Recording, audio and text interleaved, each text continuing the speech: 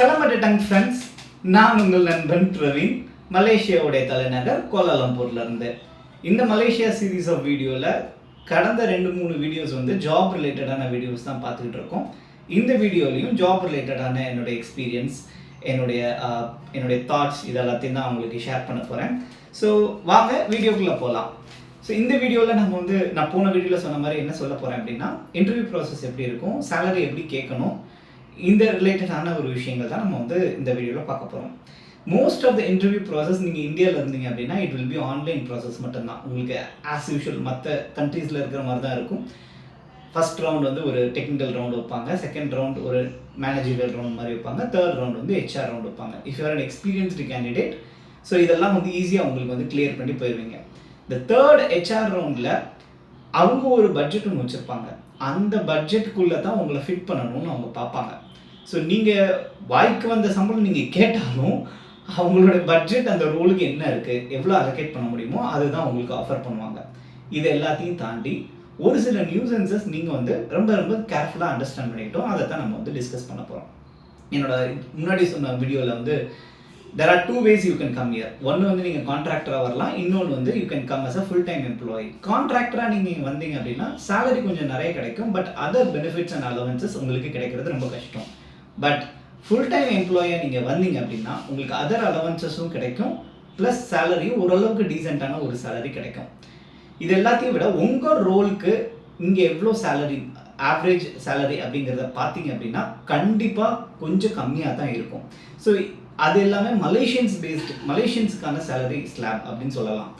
எக்ஸ்பேட்ஸுக்கு நீங்கள் வந்து கவர்மெண்ட்டோடைய வெப்சைட்டில் ரீசெண்டாக வந்து மினிமம் சேலரி எவ்வளோன்னு ஃபிக்ஸ் பண்ணியிருக்காங்க. அப்போ உங்கள் ரோலுக்கு உங்களோட விசா டைப்புக்கு மினிமம் சேலரி என்ன இருக்கோ அதை தெரிஞ்சு வச்சுக்கோங்க. அதை பேஸ் பண்ணி உங்களோட சேலரியை கேளுங்க. உங்களோட மினிமம் சேலரிக்கு கம்மியாக நீங்கள் வந்து வராதிங்க. அப்படி வந்தீங்க அப்படின்னா உங்களோட ஆஃபர் வந்து வேலிடேட் பண்ணிக்கோங்க. That may not be a very good offer or a valid offer. So minimum salary வந்து கவர்மெண்ட் ஆஃப் மலேசியா வந்து எக்ஸ்பேட்ஸ்க்கு எவ்வளோ கொடுக்கணும், எந்த விசாவுக்கு எவ்வளோ ஸ்லாப்னு ஃபிக்ஸ் பண்ணியிருக்காங்க. அந்த மினிமம் ஸ்லாபில் தான் உங்களுடைய சேலரியை ஆரம்பமாகும். அதுக்கு மேலே கேட்குறதெல்லாம் அது உங்களோட திறமை, அவங்க கொடுக்குறதும் அவங்களுடைய அது அவங்களோட பொறுத்து இருக்குது. ஓகே, இந்தியன் சேலரி இப்போ ஓரளவுக்கு இந்தியா சேலரியில் நீங்கள் வந்து ஒரு ஃபஸ்ட்டு எடுத்தோன்னே நீங்கள் என்ன பண்ணணும் அப்படின்னா, இந்தியா நீங்கள் எவ்வளோ சேலரி வாங்குறீங்களோ அதை வந்து MOIRக்கு கன்வெர்ட் பண்ணிக்கோங்க. கன்வெர்ட் பண்ணிவிட்டு உங்களுக்கு இங்கே வந்து உங்களோட விசா வந்து 2 இயர்ஸ் இருக்குன்னு வச்சுக்கோங்க.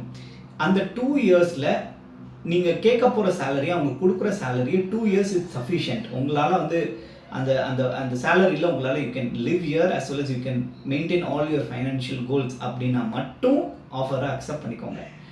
எதுக்காக அப்படி சொல்கிறேன் அப்படின்னா, இப்போ ஒரு சேலரி உங்களுக்கு கொடுத்துட்டாங்க அப்படின்னா இங்கே இருக்கிற இன்க்ரிமெண்ட் நான் பார்க்குற வரைக்கும், நான் கேள்விப்பட்ட வரைக்கும் it's not a very great increment system. இங்கே இருக்கிற நேஷ்னல் இன்ஃப்ளேஷனை பொறுத்து தான் அவங்க இன்க்ரிமெண்ட் கொடுக்குறாங்க. ஸோ அப்படியே வானலாவிய இன்க்ரிமெண்ட்லாம் கிடைக்குமா அப்படிங்கிறதுலாம் ரொம்ப ரொம்ப ஒரு பெரிய கொஷின் மார்க். உங்களுக்கு பெரிய சம்பளம் அப்படின்னு வேணும் அப்படின்னா நீங்கள் ஜாயின் பண்ணியிருக்க கம்பெனிலேருந்து இன்னொரு கம்பெனிக்கு நீங்கள் போனால் மட்டும்தான் உங்களுக்கு சம்பளம் கொடுக்கும். அதுலேயும் ஒரு செக் பாயிண்ட் இருக்குது. உங்களோட கரண்ட் எம்ப்ளாயி NOC கொடுக்கணும். அந்த NOC கொடுத்தா மட்டும்தான் உங்களால் வந்து நெக்ஸ்ட் கம்பெனிக்கு உங்களோட விசா வந்து ட்ரான்ஸ்ஃபர் பண்ணுவாங்க. இல்லை அப்படின்னா பண்ண முடியாது. ஸோ ஓவராலாக நீங்கள் நல்லா யோசிச்சு பார்த்தீங்கன்னா உங்களுக்கு எவ்வளோ சேலரி ஃபஸ்ட்டு உங்களுக்கு என்ன ஃபிக்ஸ் பண்ணுறாங்களோ அதை உங்களோட விசா டேர்ம் வரைக்கும் போதுமானங்கிறத செக் பண்ணிக்கோங்க. அது மட்டும் இல்லாமல் இன்னொரு விஷயமும் இருக்குது. உங்களுடைய ஃபைனான்ஷியல் நீட்ஸ்க்கு எல்லாத்துக்குமே உங்கள் சேலரிலாம் நம்ம வந்து வெளிநாடுனோடனே நிறைய கேட்டு அப்படியே ஒரு லம்பாக அள்ளிட்டு போயிடலான்னு நினைக்காதீங்க. Malaysia is an amazing country with very good inflation rate. அதே மாதிரி காஸ்ட் ஆஃப் லிவிங்கும் இங்கே வந்து ரிலேட்டிவ்லி ஒரு பேச்சுலராக இருக்கீங்கனாலும் சரி, ஃபேமிலியாக இருக்கீங்கனாலும் சரி, cost of living is very okay country. ஒரு சில விஷயங்களை தவிர்த்து, ஃபார் எக்ஸாம்பிள் எஜுகேஷன், மெடிசன், அப்புறம் இந்த மாதிரியான ஒரு சில விஷயங்கள் ரெண்ட்டு, இதெல்லாம் தான் கொஞ்சம் உங்களுக்கு எக்ஸ்பென்சஸாக இருக்குமே தவிர மற்றபடி நீங்கள் வாங்குகிற சேலரிக்கும் இங்கே இருக்கிற எக்ஸ்பென்சஸ்க்கும் பார்த்தீங்கன்னா ரொம்ப ரொம்ப ஓரளவுக்கு நார்மலான ஒரு கண்ட்ரி அப்படின்னு நம்ம சொல்லலாம். சேலரி மோஸ்ட்லி எதை பேஸ் பண்ணி உங்களுக்கு சேலரி அவங்க டிசைட் பண்ணுவாங்க அப்படின்னா உங்களோட ஸ்கில்ஸை பேஸ் பண்ணி தான் சேலரி ஃபிக்ஸ் பண்ணுவாங்க. ஒருவேளை இப்போ நீங்கள் வந்து ஒரு ஃபுல் ஸ்டாக் டெவலப்பராக இருக்கீங்கன்னு வச்சுக்கோங்க, ஐடியில். இங்கேயும் ஃபுல் ஸ்டாக் டெவலப்பர்ஸ்லாம் இருக்காங்க. நிறைய ஃபுல் ஸ்டாக் டெவலப்பர்ஸ் நான் லோக்கல் மலேசியன்ஸே நான் நிறைய பேரை பார்க்குறேன். அவங்கள விட நீங்கள் வந்து ஒரு ஆர்கிடெக்ட் லெவல், நீங்கள் ஒரு ஒரு ஒரு you come with more designing concept, leadership ஸ்கில்லோட நீங்கள் இங்கே வந்தீங்க அப்படின்னா ஒரு கிளைண்ட் ஃபேஸிங்க்கு நல்ல ஒரு யூஸ்ஃபுல்லாக இருக்கும் அப்படின்னு அவங்க ஒரு ஒரு ஒரு ஒரு ஒரு நம்பிக்கை உங்கள் மேலே வருது அப்படின்னா then it is a very good role. அந்த ரோலுக்கு உங்களுக்கு வந்து ஒரு நல்ல சேலரி கிடைக்கும். இப்போ இங்கே இருக்கிறவங்க மாதிரியே நீங்களும் ஒரு நார்மலான ஒரு எம்ப்ளாயாக நீங்கள் வந்து, அதாவது எப்படின்னா குட் ஷர்ட் குட் பேண்ட் போட்ட ஒரு லேபராக தான் நீங்கள் வரப்போகிறீங்க, லேபர் சாஃப்ட்வேர் இன்ஜினியராக தான் வரப்போகிறீங்க அப்படின்னா உங்களோட சேலரியோட க்ரோத் வந்து ரொம்ப கொஞ்சம் கம்மியாக தான் இருக்கும்.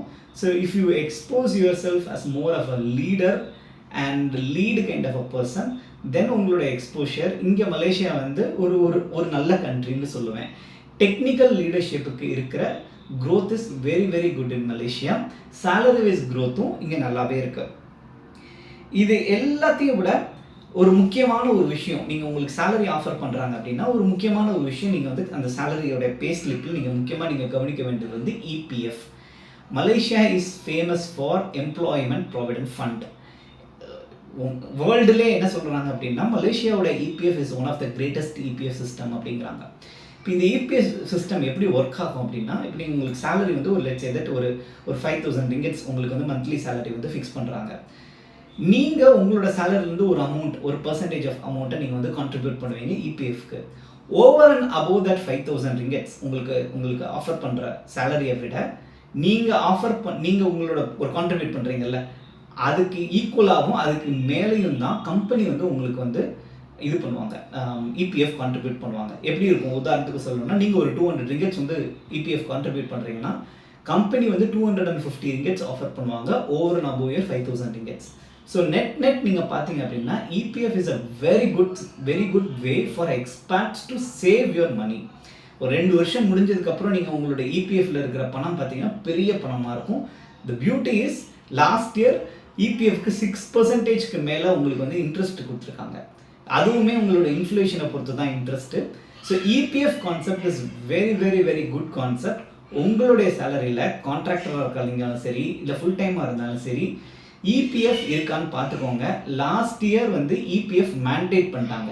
அதுக்கு முன்னாடி வரைக்கும் நீங்கள் வந்து மேண்டேட்டரி கான்ட்ரிபியூஷன் எக்ஸ்பர்ட்ஸ்க்கு இல்லைன்னு இருந்தது. இப்போ இபிஎஃப் கான்ட்ரிபியூஷன் இஸ் மேண்டேட்டரி. கண்டிப்பாக நீங்கள் ஒரு அமௌண்ட் இபிஎஃப்க்கு கான்ட்ரிபியூட் பண்ணணும், உங்களோட எம்ப்ளாயரும் இபிஎஃப்க்கு கான்ட்ரிபியூட் பண்ணணும். ஸோ வந்த உடனே நீங்கள் இபிஎஃப் ஆஃபீஸ்க்கு போய் உங்களோட ரெஜிஸ்ட்ரேஷன் பண்ணி மேக்ஸிமம் ஃபஸ்ட் மந்த்லேருந்தோ இல்லை செகண்ட் மந்த்லேருந்தோ நீங்கள் இபிஎஃப் கான்ட்ரிபியூஷன்ஸை வாங்க ஆரம்பிங்க. அதுதான் ஒரு எக்ஸ்பேர்ட்டுக்கு ஒரு பெரிய சேவிங்னு சொல்லலாம். உங்களுடைய ஒரு நெட் நீங்கள் இங்கேயே கண்டினியூ பண்ணுறீங்கனாலும் that is going to be a very good savings அப்படின்னு சொல்லலாம். ஸோ இது இபிஎஃப்பை தவிர நீங்கள் உங்கள் சேலரி ஸ்லிப்பில் நீங்கள் பார்த்துக்கிட வேண்டிய இன்னொரு விஷயம் வந்து அதர் பெனிஃபிட்ஸ் என்ன கொடுக்குறாங்கன்னு பார்த்துக்கோங்க. For example flexi benefit allowances எவ்வளோ கொடுக்குறாங்க, நைட் ஷிஃப்ட் அலவன்சஸ் எவ்வளோ கொடுக்குறாங்க, இது எல்லாத்தையும் பார்த்து வச்சுக்கோங்க. இன்சூரன்ஸ் இருக்கா அப்படிங்கிறத ரொம்ப தெளிவாக நீங்கள் நோட் பண்ணி கேட்டு வச்சுக்கோங்க. ப்ரீமியம் பே பண்ணாமல் இல்லாமல் கம்பெனியே உங்களுக்கு வந்து இன்சூரன்ஸ் கொடுக்குறாங்களான்னு பார்த்துக்கோங்க. அந்த இன்சூரன்ஸில் இப்போ நீங்கள் ஒரு டாக்டரை விசிட் பண்ணுறீங்க அப்படின்னா அந்த டாக்டர் விசிட்க்கு கவரேஜ் இருக்காங்கிறதையும் செக் பண்ணிக்கோங்க. ஏன்னா எனக்கு எப்படின்னா எனக்கு இன்சூரன்ஸ் இருக்குது, இப்போ நான் ஒரு டாக்டரை விசிட் பண்ணுறேன்னா அந்த டாக்டருடைய அதாவது அவுட் பேஷண்ட்டோட கோட்டான்னு எனக்கு இருக்குது. அப்போ நான் அந்த டாக்டரை விசிட் பண்ணுறேன்னா அந்த டாக்டருடைய கிளினிக்கில் நான் போய் ரெஜிஸ்டர் பண்ணேன் அப்படின்னா எனக்கு அங்கே வந்து ட்ரீட்மெண்ட் ப்ளஸ் மெடிசன் எனக்கு வந்து ஃப்ரீ.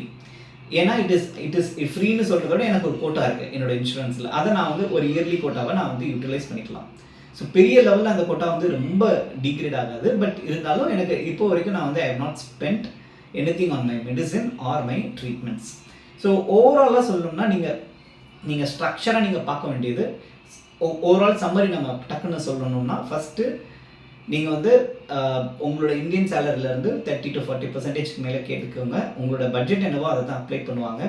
செகண்ட் முக்கியமான விஷயம் சம்மரைஸ் பண்ணிக்கிட்டு இருக்கேன். ஓகே, உங்கள் கொடுக்கப்படுற சேலரி உங்களோட விசா டைம் வரைக்கும் போதுமானதான்னு பார்த்துக்கோங்க. போதுமானது இல்லைன்னா ஆஃபர் அக்செப்ட் பண்ணாதீங்க. தேர்டு, நீங்கள் how are you going to project your skills, இதை பொறுத்து தான் உங்களோட ஸ்கில்ஸை பொறுத்து தான் உங்களுக்கு இது அமையும். இபிஎஃப் இருக்கா, இன்சூரன்ஸ் இருக்கா, இது எல்லாத்தையும் வந்து உங்களோட சேலரி ஸ்லிப்பில் இருக்கான்னு சொல்லி நல்லா செக் பண்ணிக்கோங்க. கான்ட்ராக்டராக வரதா இல்லை ஃபுல் டைமாக வரதாங்கிறது அது உங்களோட இஷ்டம்.